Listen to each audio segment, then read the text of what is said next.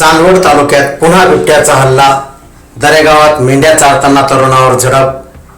प्रश्न असा की अजून किती जीव धोक्यात घालावे लागणार. आपण पाहत आहात 24x7 news report channel. Nashik जिल्ह्यातील चांदवड तालुक्यामधील दरेगाव येथे काल सायंकाळी एक धक्कादायक घटना घडली. सायंकाळी सुमारे 7 वाजण्याच्या सुमारास मेंढ्या चारत असताना कानडगाव येथील सरपंच विकास पवार यांचा मुलगा रोहित पवार याच्यावर पाठीमागून बिबट्याने अचानक झडप मारली. रोहित हा उत्तम नारायण गांगुडे यांच्या शेतात मेंढ्या चारत होता.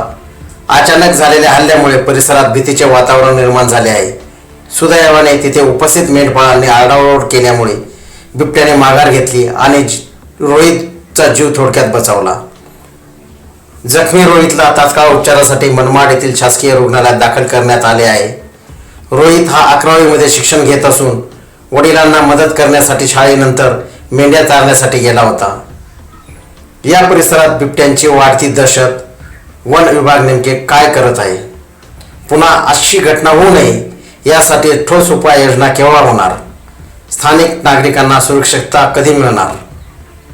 सततच्या घटनांमुळे नागरिक भयभीत झाले असून वन विभागाने तात्काळ पिंजरा लावून बिबट्याचा बंदोबस्त करावा अशी जोरदार मागणी करण्यात येत आहे. या घटनेवर तुमचे मत काय? परिसरात सुरक्षा वाढविण्यासाठी कोणते उपाय हवेत? कमेंट्स करून नक्की सांगा. अशा ताज्या अपडेटसाठी 24x7 न्यूज रिपोर्ट चॅनलला सबस्क्राईब करा. 24x7 न्यूज रिपोर्टसाठी प्रतिनिधी गंगाधर वानखेडे, चांदवड.